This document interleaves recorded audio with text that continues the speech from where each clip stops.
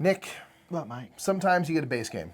Yeah? Sometimes the base game is great. Sometimes it's great. Sometimes it's so great, I need more. I need And I more. need to expand upon that game.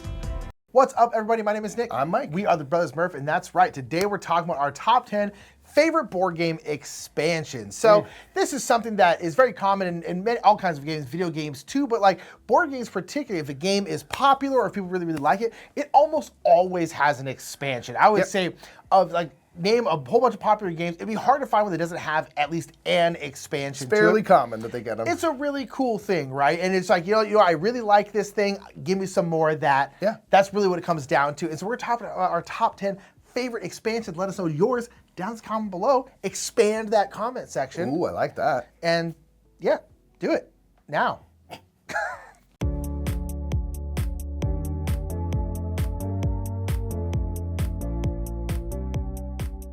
All right, first up is going to be Alpine, which is the first expansion for Forest Shuffle, a game that I really, really enjoy playing. Especially works really well on Board Game Arena, and both expansions for this game are over there.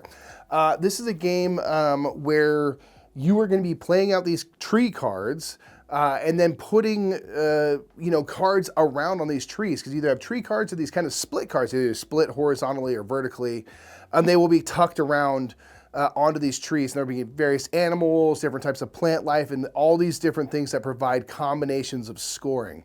So what Alpine did, the first expansion, was it kind of beefed up a couple of the things that in the base game weren't quite as strong, and gave you new opportunities. For one, there's 2 new types of trees now. So it makes it a little bit easier to get kind of things that require a large diversity of tree species. So it makes it a little bit easier to get that done. There are more birds and stuff to play. It kind of increases the amount of butterflies you can get, which is kind of a set collection element in the game. So it kind of beefs up that and adds a bunch of kind of new things on top of all those things to give you even more kind of combinations to explore and exploit. And this game is all about like finding some sort of scoring synergy and just hitting that as hard as possible. So Alpine felt like giving you a few more things to kind of consider, and then also beefing up certain other strategies to give you kind of that much more variety of play.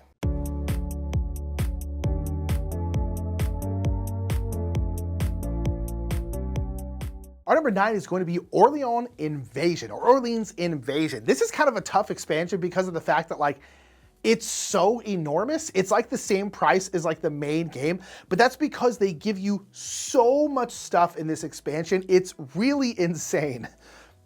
The Orleans Invasion part of it is kind of the main expansion. It basically takes Orleans and makes it into a cooperative game, where now there's an invasion coming into town and you basically have to prepare for it. You're not really actively fighting anybody. The end of the game is when the invasion gets there. And so you are trying to put knights up on the wall to defend it. You're basically trying to get a big store of food. You are trying to set up kind of outposts all over the plan, all over the area. You're trying to do all these different things. You're trying to collect citizens and all this kind of stuff. And you're working together to do so, which is really, really interesting, because everyone also has their own personal goal that they have to do. And so you kind of have to work together, be like, okay, I'm gonna be the one who's doing a lot of this stuff. You be the one who's doing a lot of this stuff. And they'll kind of work together and hopefully make this work. It's super tough, but really, really fun. But inside this expansion, that's kind of like the big one. That's the main expansion. But there's also a whole bunch of other stuff. There's like 4 different solo scenarios in this game that has its own like deeds board and different like objectives and different ways you want to play. There is like a 2-player like game of this in there where it's like, it makes Orleans into like a 2-player game that's kind of like a real head-to-head game. It's got a whole bunch of different stuff in it. It's kind of, again, kind of nutty how much stuff is in this game. And then on top of that, there's also like the Trade and Intrigue expansion, which is a different expansion for Orleans, which is also really, really good.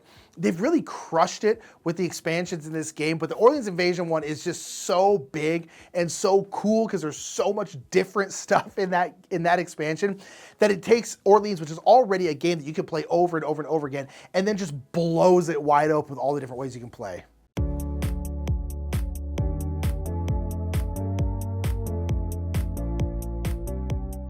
Next up is going to be the expansions for Thunder Road. Thunder Road is a fun game where you are racing, but you are trying to blow each other up. And all of the expansion material that came with the original kind of Kickstarter, Thunder Road, Maximum Chrome, I believe it's called, takes up the ability for chaos and mayhem and takes it up to 11. There's a few things that are notable. One is the Chop Shop expansion, which gives you basically a specific player, your leader, and has abilities and things that you can trigger. So now everyone's a little bit asymmetric. That's always going to be interesting to us. Something we're always going to be excited by is asymmetry in games.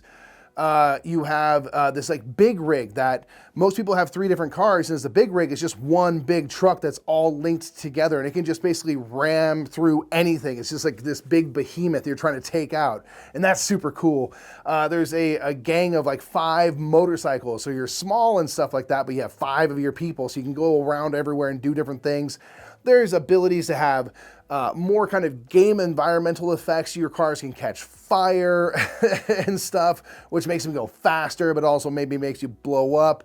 There are so many fun things to like add into this game to just like supercharge it. And I think this is the kind of game where you absolutely want it to be as crazy as possible, because ultimately it's a racing game, but it's a blow each other up kind of game. It's silly and stuff like that. And all of the kind of expansion material that comes with Thunder Road allows you to kind of play it in its most pure and perfect form.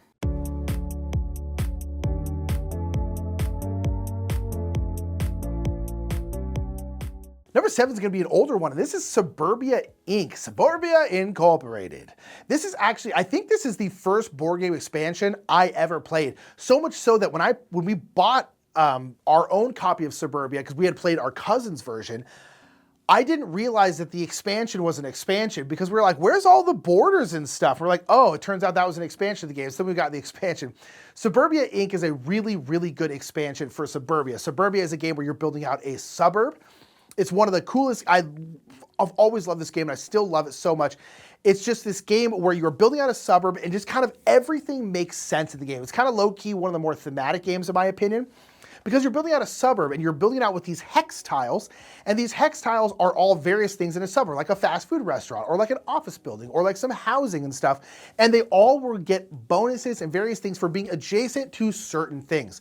So fast food, which are like a yellow building, you want to be next to green buildings, because green buildings are residential areas. It's where people live. So you want the fast food place near where people live. If you have a freeway, you want that next to like blue buildings, because the blue buildings are like office buildings and things like that. So it makes sense for the freeway to be next to those. It's very cool. It's one of the first hobby board games we ever played, and it blew my mind. I had never seen something like that, but the Suburbia Inc. expansion is really, really cool. One, it gives you more tiles and stuff like that, but one of the coolest parts about it is it gives you these border tiles. Because when you're building out your suburb, you can kind of build it out in any way you want, but now you can build out these border tiles, which again will give you bonuses, give you certain things, but they kind of block off the way you can kind of build out. And it's just really, really interesting the way it works. I love Suburbia so much. It's got such a deep place in my heart, and also the Suburbia Inc. expansion does as well, because that's how I played the game when I first played it, when I was first getting into the hobby. And so on top of it just being very, very good on its own, there is just a lot of nostalgia there for me as well, and I just really, really enjoy it.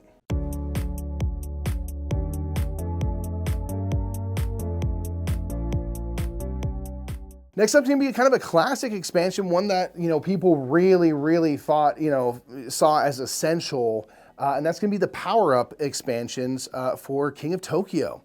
So King of Tokyo is an awesome, classic kind of feeling game where you're using Yahtzee-like mechanisms to roll dice, and you have these kind of big kaiju, these Godzilla-type characters and King Kong-type characters that are going to be fighting over, domination and stuff. And in King of Tokyo, you can either be outside Tokyo and you're attacking the monsters in Tokyo, or you can be in Tokyo and attack everybody. But of course, everyone's kind of targeting you. And that itself is fun.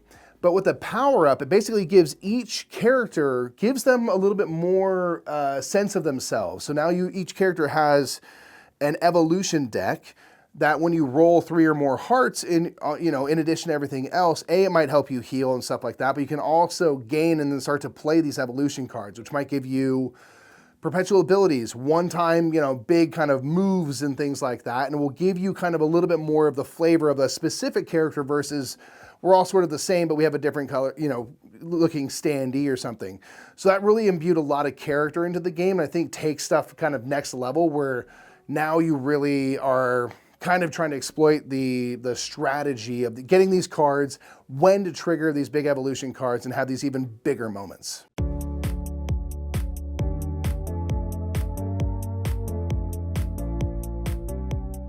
It'll be a running theme that one of the best ways to make a really good expansion is to give people player powers, or especially in deck building games, give people unique starting decks, and that's exactly what the Expedition Leaders expansion does for Lost Ruins of Arnak.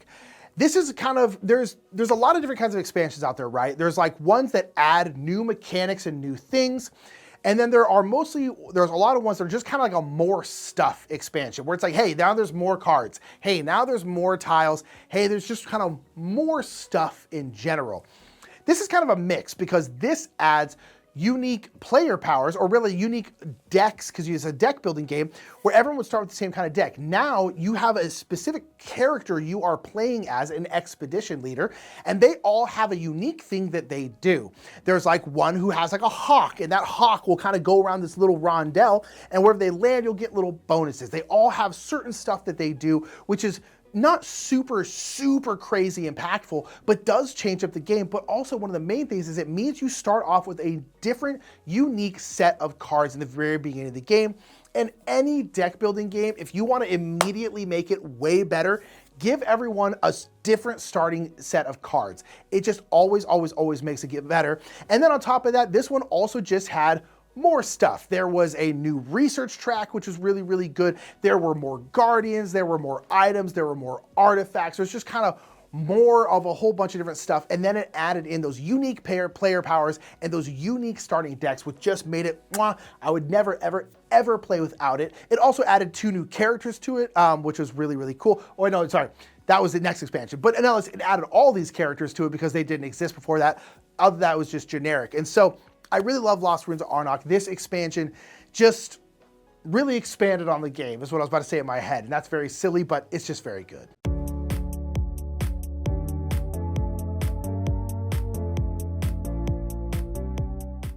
Next up is going to be the first expansion, of which they've had many now, for Teotihuacan. It's going to be the late pre-classic period. The main thing that this added, a few things, a couple things. One, it gave you a 4th temple to go up, an orange temple. That was very exciting. And it has kind of different things you can do. But this also gave you variable player powers. Now, we've mentioned that already in this list. It's something that we really enjoy in games, and I think is a good way to infuse a game with like some extra juice. One thing I really enjoy in this one is that you're each going to get, a specific character, and they're going to have some pretty powerful upsides. But each of them also come with sometimes some pretty powerful downsides and some things you're going to have to overcome. And I think that is a really fun thing to have to consider. It's like, man, this thing seems overpowered. This is really cool, but now I'm going to have to pay more cocoa throughout the game. So how do I manage that? I think there's just really fun decisions to make right at the top of the game. And then you get this ability to do, a certain type of action or a certain thing in the game a little bit easier. So maybe you can kind of really head down a certain path of strategy. But again, you're always going to be dealing with those other, downsides that come with it. I think that's extra cool, kind of little stitch to throw in with things like variable player powers.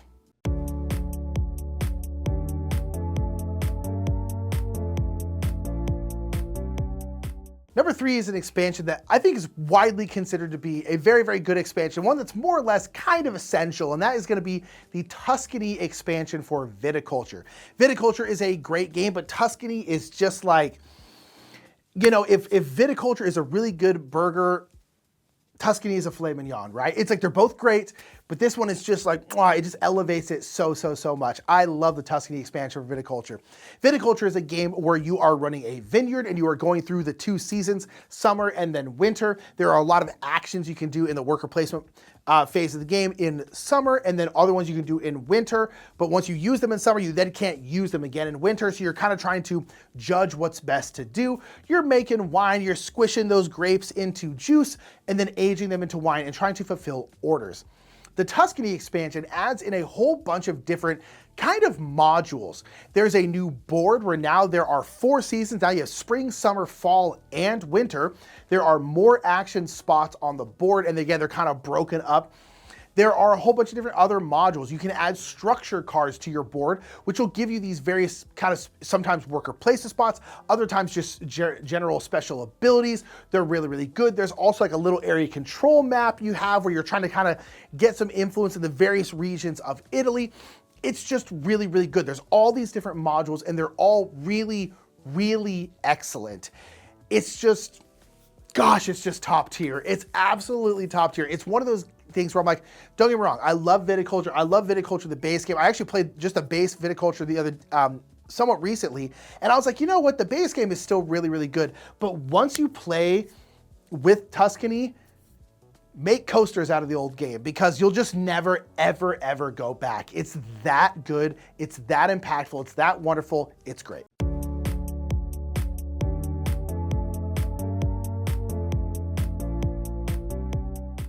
Next up is going to be the Norwegians expansion for A Feast for Odin. This took a game that was already so fantastic and so fantastically well loved and really kind of made it even better, fixed things that you didn't even think were broken necessarily, but once you introduce Norwegians and the things that it brings, it makes it even that much better.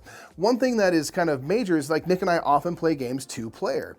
And in the original Feast for Odin, the main board, the massive board of action types, didn't change your scale for player count. With Norwegians, there are some differences depending on your player count, which will kind of tighten up the board a little bit, create a little bit of, that jockeying for position for certain actions. Oh, I need to get to here first because we're both going to try to do the raiding action or whatever it might be. So it's just a little bit of change there. Another thing is that there's a column on the very right, a new column, where you can use 1 or 2 workers, but it's going to be the last thing you do that round. So you kind of are getting maybe a slightly better last turn each round instead of doing something that's just sort of a throwaway turn. You get to do something that's kind of cool, but it will end your round. So you have to know you're committing to ending your round. It gives you kind of more animals and stuff to explore. So I think it makes it a little easier to kind of go heavy into animal raising and stuff like that, and just gives you more options, more islands and things, and specific buildings to build. It just gives you more stuff that is already on top of everything that's awesome. And again, all the changes are things that I didn't complain about when I first played Feast for Odin. I didn't care that the board didn't scale, but now that I know it does and stuff, I just appreciate the game even more.